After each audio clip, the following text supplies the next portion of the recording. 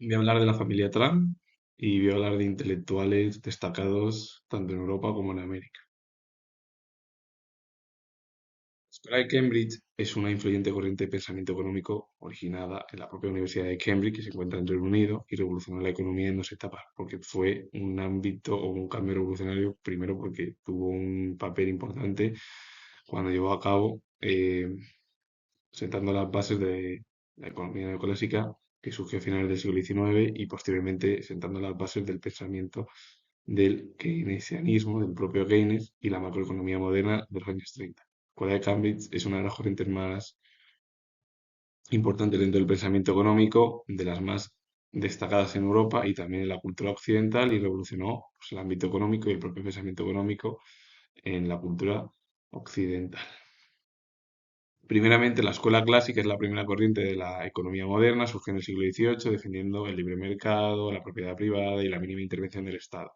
Esa obra de Adam Smith, que es La riqueza de las naciones, fue la que sentó las bases del pensamiento económico del siglo XVIII, que vino de la mano con la primera revolución industrial. La escuela neoclásica desarrolló la síntesis de la economía clásica, es decir, costos de producción, es decir, pues eso, el libre mercado, la propiedad privada y la mínima intervención del Estado, y el marginalismo, que sería la utilidad y la demanda, integrando las gráficas de oferta y demanda en el equilibrio de mercado. La figura principal de la escuela neoclásica fue el economista británico Alfred Marshall, y destacaron otros economistas, uno de ellos un discípulo, Arthur Cecil Pugh y otra figura que fue economista anglo-irlandés, que fue Francis Isidro Ellsworth, que nada tiene que ver, pero bueno, que dejó huella en el pensamiento del neoclasicismo económico, la escuela neoclásica. La revolución keynesiana, tras la Gran Depresión de 1920, cuestionó el modelo neoclásico ortodoxo y argumentó que el libre mercado no garantiza el pleno empleo. Nació la macroeconomía, abogando por la intervención del Estado en la economía para estimular la demanda. Agrega, quien fue la principal figura del propio pensamiento de la corriente económica fue el británico economista británico Keynes. Y a partir de ahí hubo otras figuras que continuaron la labor de Keynes posteriormente. Joan Robinson, economista femenina, mujer y muy importante, y Richard Kahn. Y ambos dejaron huella, pues, o continuaron la labor y la obra del propio Keynes. James Boswell fue amigo del filósofo empirista David Hume, pero él fue escritor, abogado y aristócrata escocés, conocido por su biografía sobre el doctor inglés, intelectual y hombre de letras del siglo XVIII que fue Samuel Johnson. Y además es que escribió una biografía sobre la vida del escritor intelectual, la vida de Samuel Johnson, británico. Frederick Trump fue el abuelo de Donald Trump. Frederick Trump, o su abuelo, fue empresario germano-estadounidense, el patriarca de la familia Trump. Él nació en Hallstatt, en el Reino de Baviera, y emigró a Estados Unidos con 16 años. Y allí comenzó a trabajar como barbero. Varios años más tarde se mudó al noroeste de Estados Unidos en torno a 1891. Su hijo y el padre de Donald Trump, Fred Trump, fue empresario inmobiliario estadounidense de origen alemán. Fundador junto a su madre, Elizabeth, de la Trump Organization y a su vez padre del empresario y político estadounidense que es Donald Trump, que fue presidente bueno, entre 2016 y 2020 durante su primer mandato, que se produjo, bueno, lo que produjo en 2021, que fue esa revuelta en la Casa Blanca, porque dijeron que le habían robado las elecciones el Partido Demócrata y al final, pues nada, directamente no hubo nada y Joe Biden se convirtió en presidente entre 2020 y 2024. Y bueno, a partir de ahí ya Donald Trump se volvió a presentar a las siguientes elecciones y bueno, arrasó en 2024 y bueno, pues, actualmente es presidente y le quedan todavía 2 años, aunque hay ahora elecciones en noviembre en Estados Unidos y a ver el apoyo que tiene el presidente actual de Estados Unidos por los conflictos en los que está metido. Entre ellos Venezuela, el problema de Irán, Israel y el montón de problemas que tiene con un montón de países que son sus aliados. John G. Trump fue ingeniero y físico estadounidense. En 1983 recibió la Medalla Nacional de Ciencias y fue miembro de la Academia Nacional de Ingeniería de Estados Unidos. Fue hijo de Frederick Trump, a su vez el hermano de Fred Trump y pues, tío de Donald Trump. Y es verdad que John G. Trump pues, no se metió en el ámbito de la política, ni en el ámbito del mundo empresarial, ni emprendedor, porque claro, sus padres, Elizabeth Chris Trump y Frederick Trump, continuaron la labor de su padre, de Frederick Trump, es decir, y el hijo, Fred Trump, continuó también pues, eso, la labor de su padre. Elizabeth Chris Trump fue empresaria y emprendedora alemana-estadounidense, matriarca de la familia Trump, se casó con Frederick Trump en 1902 y mientras criaba a sus tres hijos, la muerte prematura de su marido o de su esposo en 1918 requirió que la viuda de 37 años administraba sus propiedades. Es decir, ya siendo muy joven, bueno, pues llevó a cabo la administración de las propiedades y Elizabeth Chris Trump fue la que ayudó a su hijo Fred Trump a continuar la labor empresarial y que el propio nieto Donald Trump, conoció a su abuela, pues continuó también la labor. Es verdad que hoy en día Donald Trump, después de llevar a cabo ese ámbito empresarial, pues, hoy en día está en el ámbito político. Al Menninger fue psiquiatra estadounidense y además miembro de la familia Menninger, de ahí su apellido. La familia Menninger fue un grupo o sí, un grupo de psiquiatras muy importantes porque además fundaron la Fundación Menninger y la Clínica Menninger en Topeka, Kansas. Y una de las obras del propio psiquiatra es El hombre contra sí mismo de 1938. Pues Karl Menninger heredó pues, prácticamente el pensamiento para ayudar a las personas y comprender al ser humano. Ursula Cecil Pugh fue economista británico de tendencia neoclásica, perteneció a la escuela de Cambridge, fue discípulo del fundador de la escuela neoclásica, Alfred Marshall, y sucedió a este como catedrático de economía en la Universidad de Cambridge, donde destacó especialmente por sus estudios sobre la economía del bienestar. Y una de sus obras es Economía del Bienestar de 1920. Arthur C. Pillot siguió y continuó la labor de Alfred Marshall en el ámbito de la economía neoclásica, dentro de la escuela de Cambridge, una de las más prestigiosas, bueno, desde que nació hasta la actualidad en el pensamiento económico. Francis Isidro Edgeworth fue economista político anglo-irlandés, realizó importantes contribuciones a los métodos de estadística durante la década de los años 80 del siglo XIX y a partir de 1891 fue nombrado editor fundador del Economic Journal. Una de sus obras es Mathematical Physics and Further Papers on Political Economy. Francis Isidro Edgeworth fue uno de los economistas más importantes de la década de los 80, de 1880, del siglo XIX, en el ámbito económico y dentro de la propia tendencia neoclásica. Frederick Douglass fue escritor y activista estadounidense, una de las grandes figuras del siglo XIX en la lucha a favor del abolicionismo. Además, también destacó como orador y articulista prominente, fue el primer ciudadano negro con un alto puesto en el gobierno de Estados Unidos.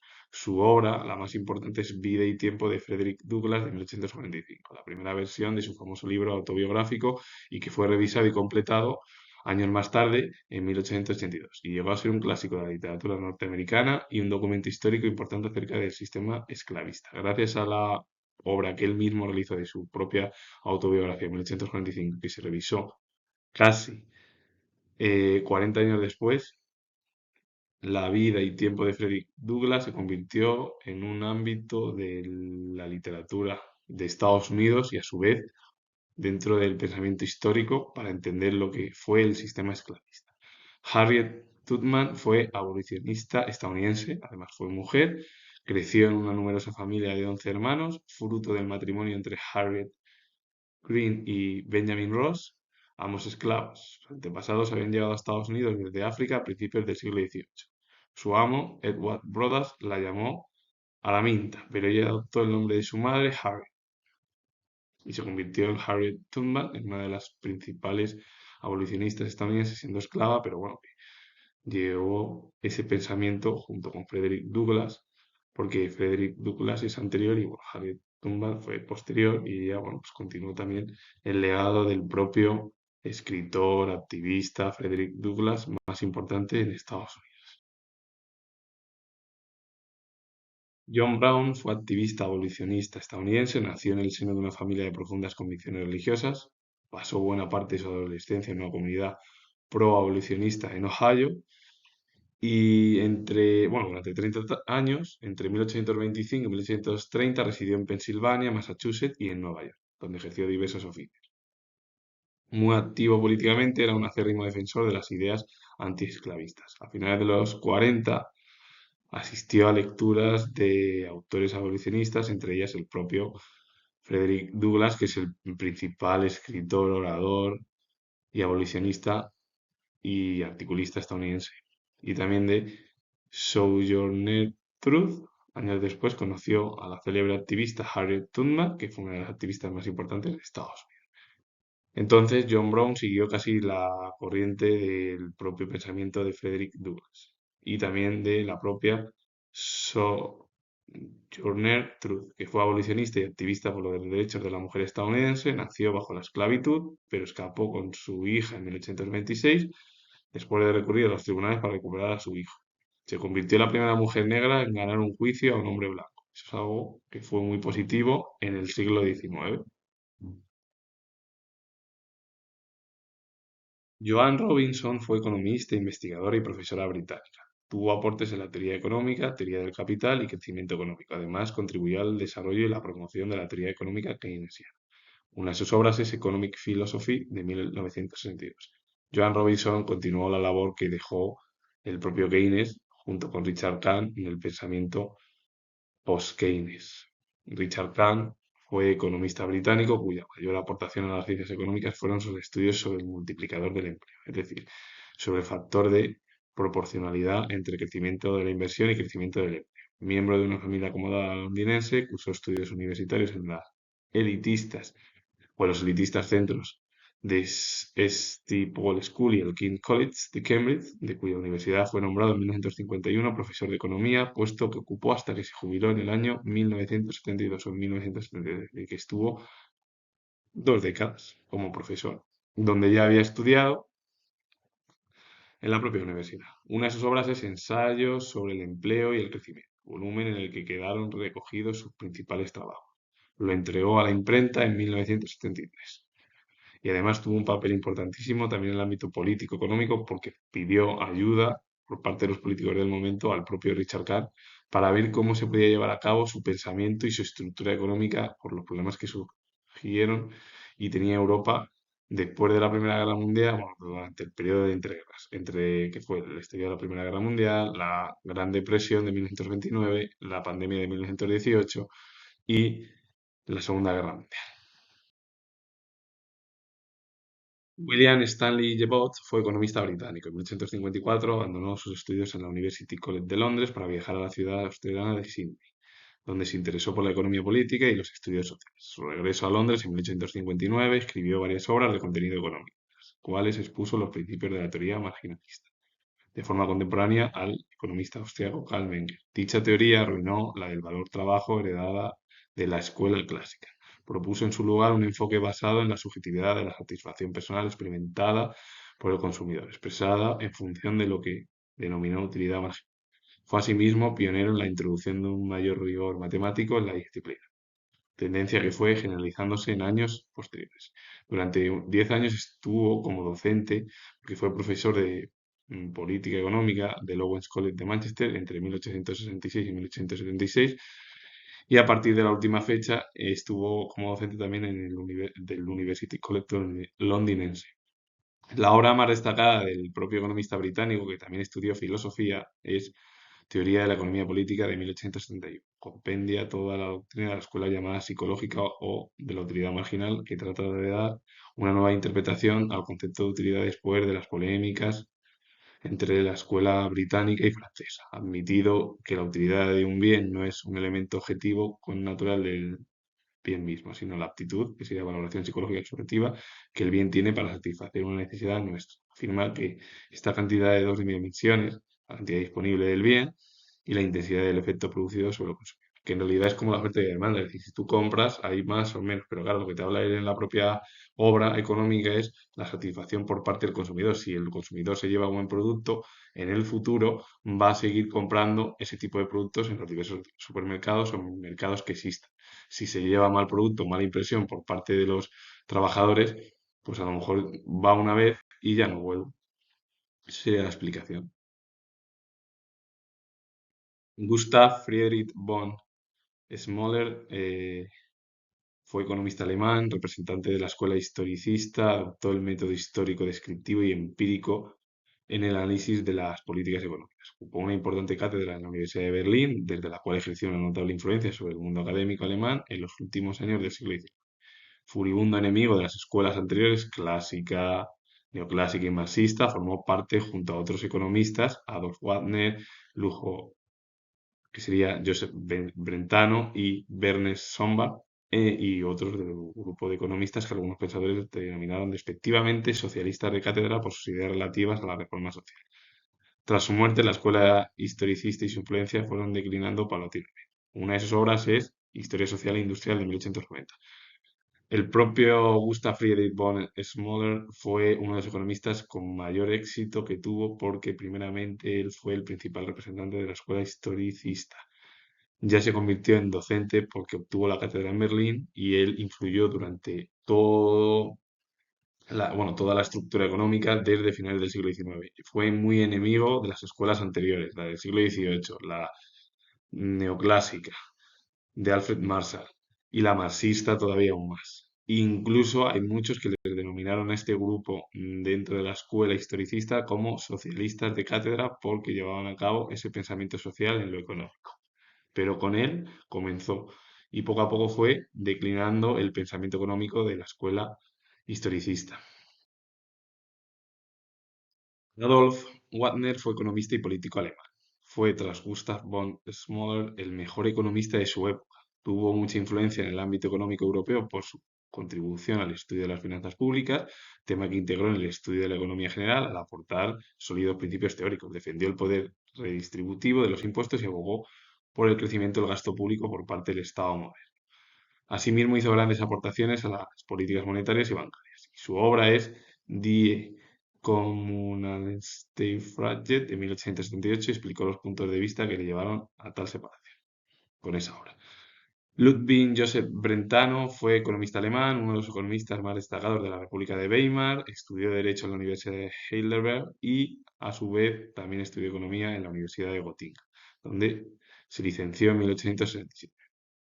Porque estudió Derecho y Economía en diferentes universidades. Primero Derecho en la Universidad de Heidelberg y a su vez luego ya más tarde en la de Gotinga, donde se licenció en 1867 como economista.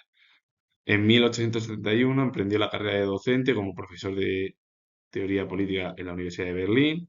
Posteriormente enseñó en las universidades de Breslau, Estrasburgo, Viena, Leipzig y Múnich. En esta última ejerció hasta su fallecimiento. La obra es Los gremios de trabajadores del presente de 1871-1872. Estudiaba las raíces del sindicalismo moderno en el sistema de gremios que controlaba el trabajo artesanal en el medievo. El libro pronto se convirtió en una obra de referencia en el ámbito de los estudios de historia del trabajo y del movimiento obrero, es decir, que gracias a que eh, los gremios de trabajadores del presente, que estudiaba las raíces del sindicalismo moderno, el sistema de gremios que controlaba el trabajo artesanal en la época medieval, provocó que se convirtiese en una de las obras más exitosas del momento. Y esta obra, que se publicó 3, 4 años más tarde, él la escribió en 1868. Ahí que Aldous Warner, Joseph Brentano, Gustav von Schmoller les llamasen los economistas o los socialistas de cátedra en el ámbito económico porque hablaban de lo social.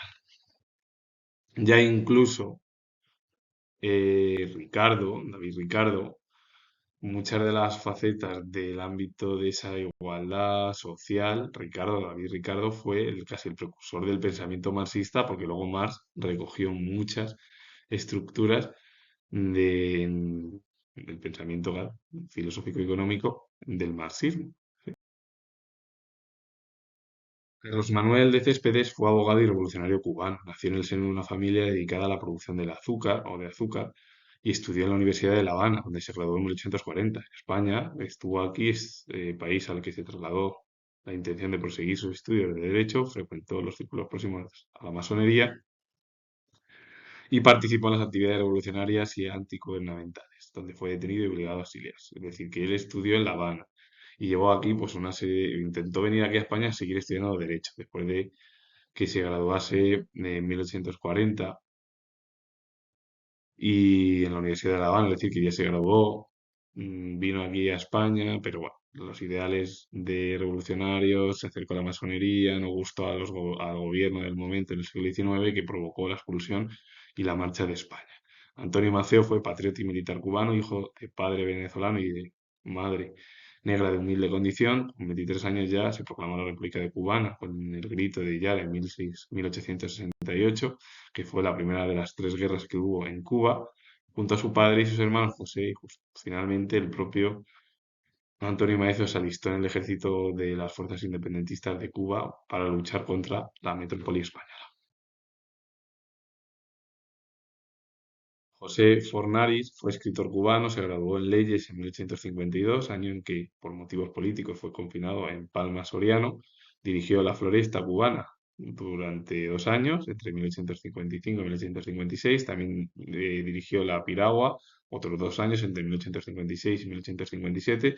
Y editó en colaboración con J. Socorro de León y J. L. Luances la antología Cuba Poética en 1855, 1858 y 1861. Pero es que él fue autor de diferentes obras, de varias obras entre las que destacaron Cantos de Siboney de 1855, Cantos Tropicales de 1874 y El Arpa del Hogar de 1878. Una figura imprescindible e importante de entender dentro del ámbito cubano, pero a la vez del conjunto de Hispanoamérica, junto a José Martí, que fueron los dos principales intelectuales y escritores del periodo pues, en Cuba y sobre todo ya en la segunda mitad del siglo XIX. Y eso que hubo escritores también importantes en el ámbito, pero bueno, ellos fueron los más destacados en Cuba. Así que con ello finalizo. Comento que soy historiador. Si os gustado este vídeo, darle a like, suscribiros, comentar si os ha parecido interesante. Y repito de nuevo que soy historiador y ya nos vemos en el próximo vídeo.